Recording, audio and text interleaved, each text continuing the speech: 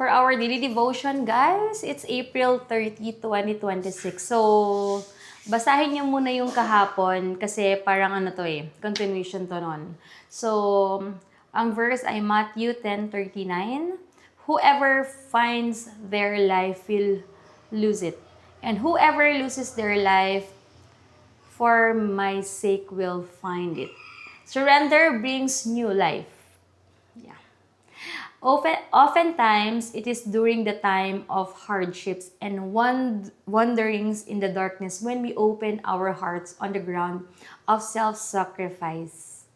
If you are in this place right now, trust the Lord fully and see how what seems to be dead in you would spring forth new life. Ang ganda ng reminder kasi nga, ang dami ko talaga pinagtataanan din lately.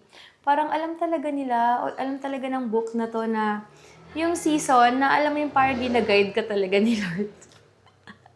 'Di ba? Ang ganda nung sinabi dito na it is during the time of hardship and wanderings in the darkness when we open our hearts on the ground of self-sacrifice. Galing, no? Kaya, kung anong pinagdadaanan natin yun, kahit gaano kabigat yan, kahit hindi natin alam na saan ba ito patutungo, kailan ba ito matatapos, everything, always remember that God is in control. Yung peace mo sa heart mo lang na mawala yung worries mo. Kasi yung worries, ibig sabihin, pag may worries ka, ibig sabihin hindi ka fully 100% nag-trust kay God. So if ever man na pumasok sa isip nyo na nag-worry kayo, yung hindi pa naman problema, problema nyo na, rebuke nyo yan, guys. Rebuke nyo lang na, God, I know na you're in control.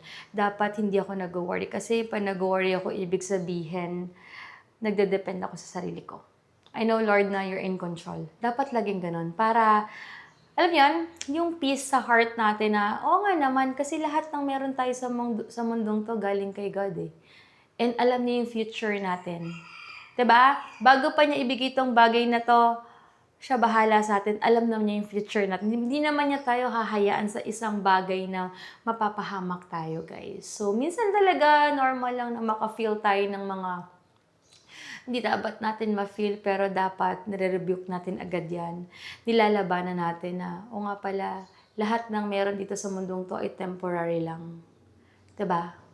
And lahat ng to matatapos din. Mawawala rin naman tayo dito, guys. I mean, yung problema dito lang yan sa mundong to. 'Di ba? Pag nawala tayo, wala na rin. Wala na rin yung problema na yan. Dito lang yan. So, yon yung season of waiting natin, season of minomold tayo ni Lord yung character natin. Endure lang yan kasi may kapalit yan na reward from God. Pag nakita niya talagang sobrang faithful ka sa Kanya, tina-trust mo siya, sinusurrender mo everything sa Kanya. So, yun lang, guys. Have a blessed day and God bless po. Bye, guys.